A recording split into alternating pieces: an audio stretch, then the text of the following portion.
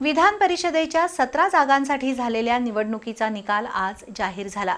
त्यामध्ये महाविकास आघाडीचा धुव्वा उडवत महायुतीनं 16 जागांवर विजय मिळवला। त्यातून महायुतीनं राज्यातील सत्तेवर आपली पकड अधिकच घट्ट केली। विधान परिषदेच्या 17 जागांसाठी झालेल्या निवडणुकीत भाजप 11, शिवसेना 4 आणि राष्ट्रवादी 2 असा जागा वाटपाचा फॉर्म्युला ठरला होता। या निवडणुकीसाठी 18 जून रोजी मतदान झालं होतं, पण मतदानापूर्वीच महायुतीमधील तिन्ही पक्षातील प्रत्येकी 2 असे 6 उमेदवार बिनविरोध विजयी झाले होते। उर्वरित 11 जागांचा निकाल आज समोर आला। महायुतीनं 17 पैकी 16 जागांवर यश मिळवलं। या निवडणुकीतील सर्वात मोठा उलटफेर नाशिकमध्ये पाहायला मिळाला। अपक्ष उमेदवार गोकुळ गीते यांनी महायुतीचे उमेदवार नरेंद्र दराडे यांचा पराभव करून विजय मिळवला। गीते यांना 357 मतं मिळाली तर दराडे यांना 248 मतं मिळाली।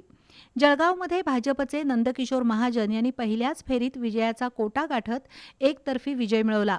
सोलापूरमध्ये भाजपचे राजेंद्र राऊत 365 मतांनी विजयी झाले, तर परभणीमध्ये शिवसेनेचे सईद खान यांनी विजय मिळवत महायुतीची ताकद वाढवली।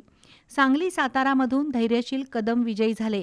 या निकालामुळे महायुतीची संघटनात्मक ताकद आणि स्थानिक स्वराज्य संस्थांमधील प्रभाव पुन्हा एकदा अधोरेखित झालाय।